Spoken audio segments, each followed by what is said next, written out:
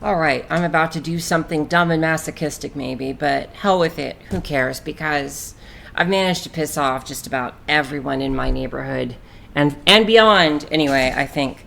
Because as you know, if you follow politics, we recently had here in the Ninth Congressional District of Illinois a primary. And in fact, we also had an open Senate seat, though that was hardly ever discussed anywhere, and an open primary in the 10th district as well, which also hardly seems to have been.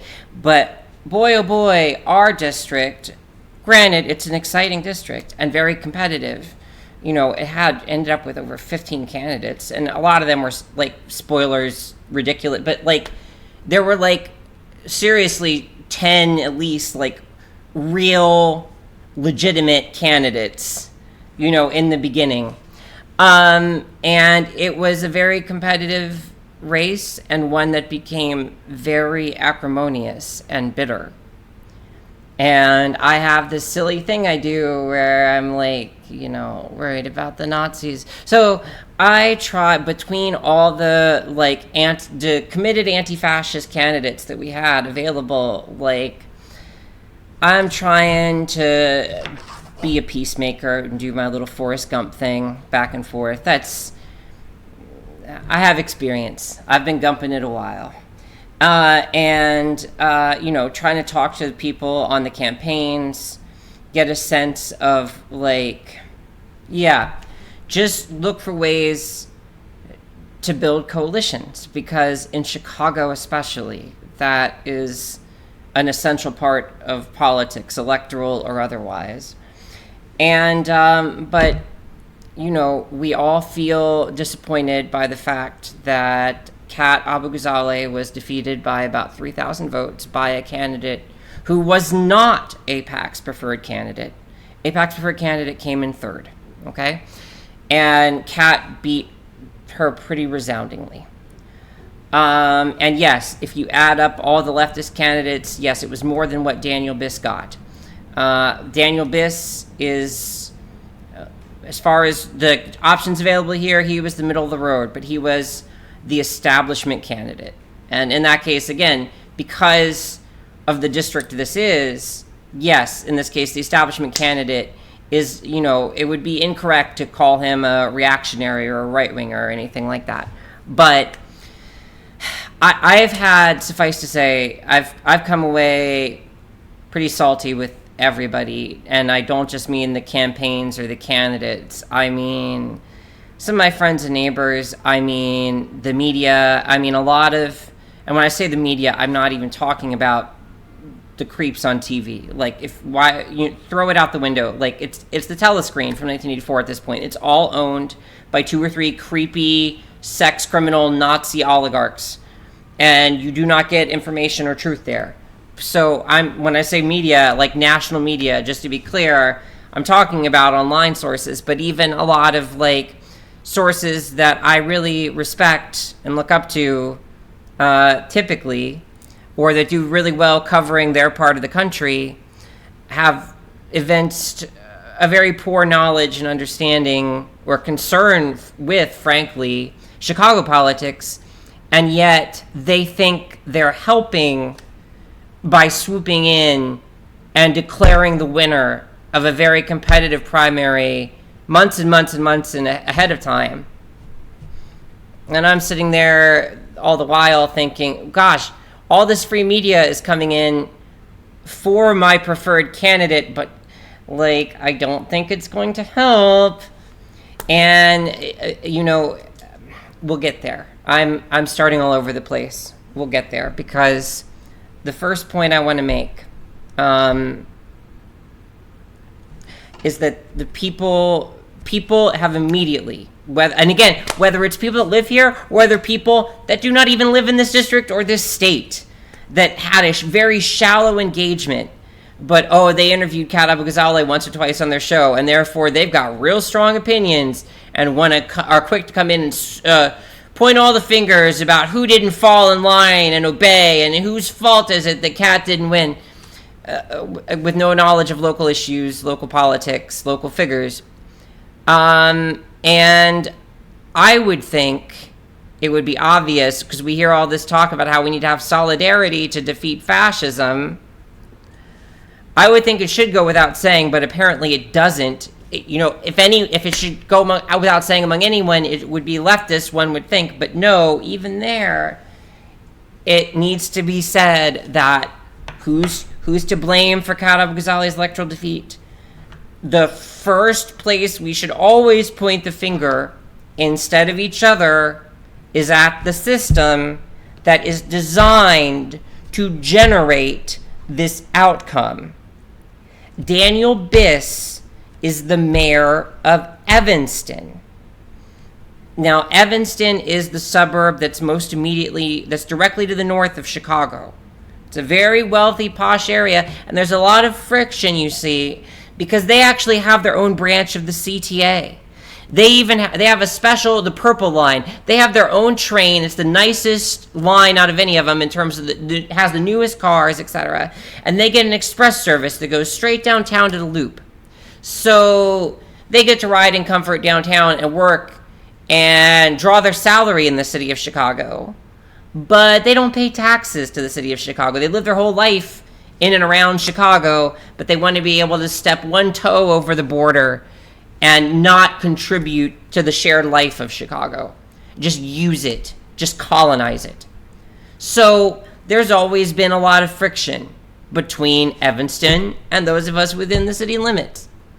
And then if you go there from directly to the west of Evanston, you get a different neighborhood inland off the lake. You get a neighborhood called Skokie, which is historically Eastern European and black neighborhood. It's also Hispanic now, and everything's more diverse now. But point is, it's an immigrant, lower class, working neighborhood, right? And not even it's very sprawled out. It's not even, unfortunately, correct to call it a neighborhood. It's not a very walkable place because lower income areas, seldom are. It's the people who can least afford cars who end up with the least walkable cities and areas. So, but anyway, the point is, a couple years ago, we did redistricting here in Illinois. Why? Because, of course, the GOP was engaging in a scandalous level of gerrymandering, and the Democratic Party decided to retaliate. Fair enough. After trying to do it the right way for decades, but realizing they're up against people that will only ever cheat. So, they redistricted, but people just uncritically clap like trained seals for that redistricting without ever looking at it closely and understanding that, yes, obviously you can see the benefit in southern Illinois or in western Illinois, but here in Chicago, that redistricting was also a chance for the party machine to do what it does to try to preserve the interests of the status quo and capital. And so what it meant here is that the north side of Chicago was cut to ribbons. I mean, it was eviscerated, literally. Tiny shreds of districts now run all through the northern end of Chicago and all through Skokie. Not Evanston only got cut in two. Funny that. Evanston only got cut into the top part of Evanston. The top 2/3 of Evanston gets lumped in with Waukegan and everything going up to the border with Wisconsin. But the southern part of Evanston then gets lumped in with a bit of Chicago, northern Chicago, and then a chunk of Skokie, while Skokie is literally ripped apart between half a dozen different districts.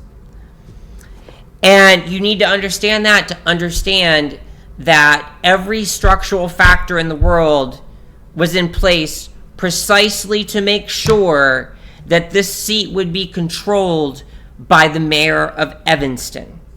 That's who it's supposed. It's like, even if that was not Daniel Biss, structurally, he was in the position that the powers that be wanted to ensure would always be prime position to take that seat when it opened.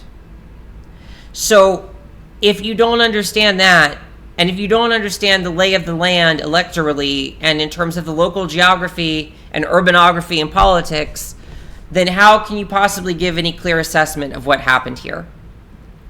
And so that's the first thing that had to be said. And then to set an example, what's the, if we want to start pointing fingers and say who's responsible for KatAbu Ghazaleh losing, I'm going to point the second finger at myself.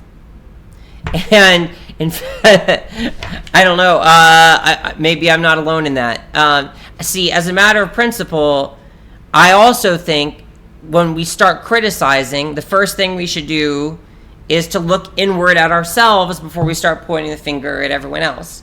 So the first culprit to point to is the system that was designed to generate this outcome for nefarious reasons in nefarious ways.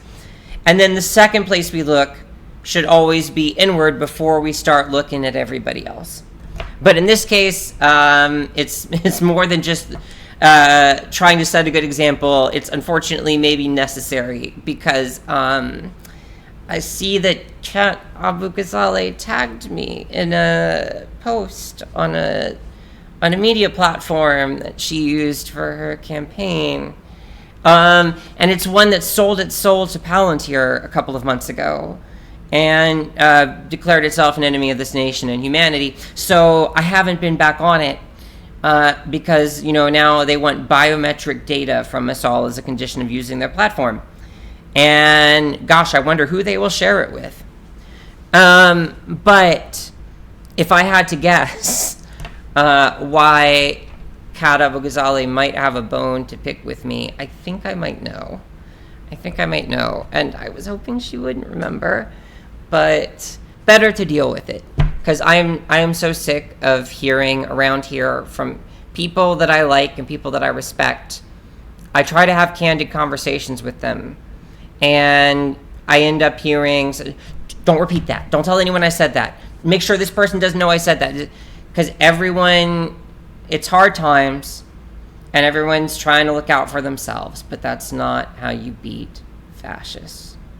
And I just can't stand the stifling culture of, self-serving secrecy and power jockeying. And we need to keep it real, and we need to understand what went wrong here, because I think there are a lot of applicable lessons for other candidates, other campaigns, or for the same candidate, or certainly for the people on YouTube and elsewhere who would hold themselves up as, independent media in this time when we don't have any institutional national media we can trust, because they did a piss poor job simultaneously oversaturating the coverage of this race, but without any depth, without the substance to do any good.